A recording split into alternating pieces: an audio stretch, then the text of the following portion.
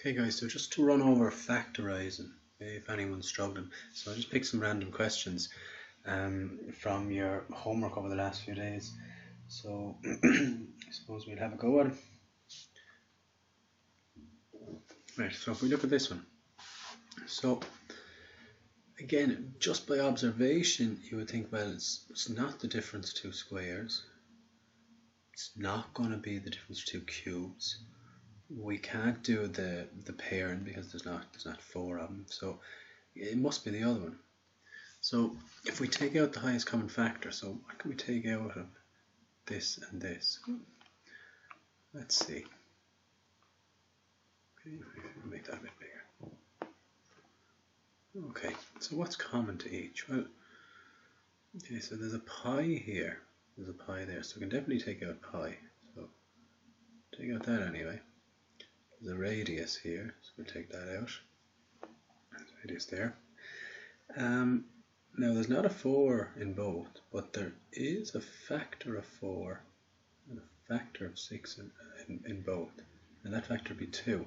So I could take out 2 out of this, and I could take out 2 out of that. So what's common then in each of these is 2 pi r. Yeah. So what do I have to multiply 2 pi r to get to that? Well, I have to multiply it by 2 anyway. If I multiply 2 pi r by 2, it'll be 4 pi r. So I need to multiply it by another r to get back to r, 4 pi r squared. Okay, so 2 pi r multiplied by 2r is 2 pi r squared. The same over here.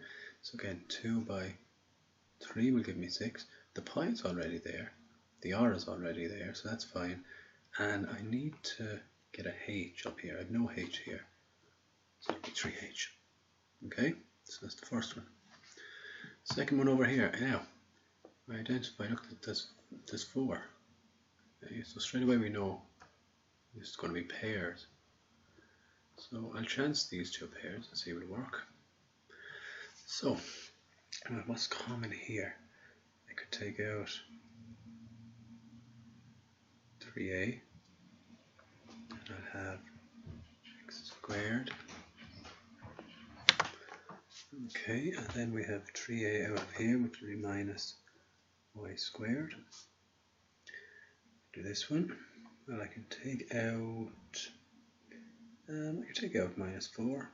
The reason I'm going to go minus 4 is because I know now that I want this to be x squared minus y squared. So if I just take out 4, then this will be a minus x squared left. I don't want that. I want a plus x squared. So I'm going to take out 4b. That way I'll be left then with x squared minus. Now why is it a minus? Because minus multiplied by minus is a plus. Okay, y squared. Now, nearly there. We take the 3a minus the 4b. We put it in one bracket.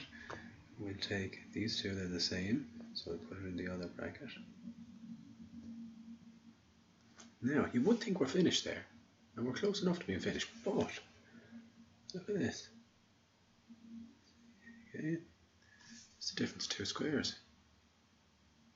So what we can actually do here, we leave this alone. We can further factorize this.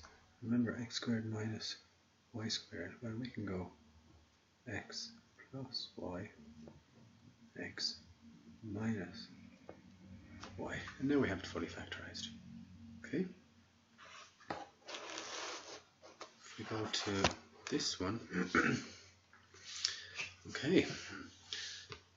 Well, the first thing I can see is I could take out a common factor.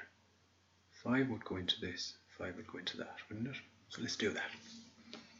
So 5 will go into this 9 times, so it's 9a squared, minus, and 5 will go into this 4 times.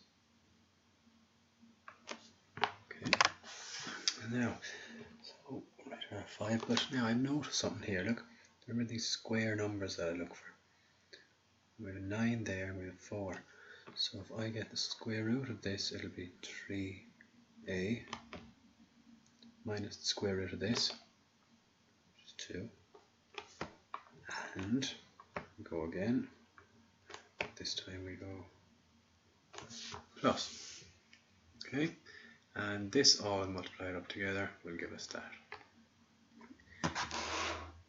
So now we'll go for this. Now this looks like a quadratic. We have our variable squared, a variable, and a number or constant. So there's a few ways of doing this. We could use our minus b formula, but I've done that already in the last video. We could just use inspection. We could just draw our two brackets and trial and error. But let's use the guide number. So 2 by 15, which would be minus 30. Now it is minus 30. I think when I said 2 by 15, it's 2 by minus 15. Now what factors minus 30? So what can okay, so with minus 30 here, so what's the factors of minus 30? Well, let's try 10 and 3. So 10 and 3 gives 30. There has to be a minus, so one of them has to be plus and one has to be a minus. And I have to get them to add to minus 7. So if they add to minus 7, well, the bigger one is going to have to be a minus then. The smaller one is going to have to be a plus. Okay, we'll bring down these fellas then, and it'll be 2x squared minus 10 plus 3 minus 15. Okay, sorry, this is x and x. Right, we'll take out what's common then. So we can take out a 2x out of this, and we'd be left with x, and 2x from that would be minus 5. Okay, the reason being 2x by x is 2x squared, 2x by minus 5 is minus 10. Plus, now we take out what's common here. I could take out 3. And 3 by what gives me x? So 3x gives me 3x. And 3 by what gives me minus 50?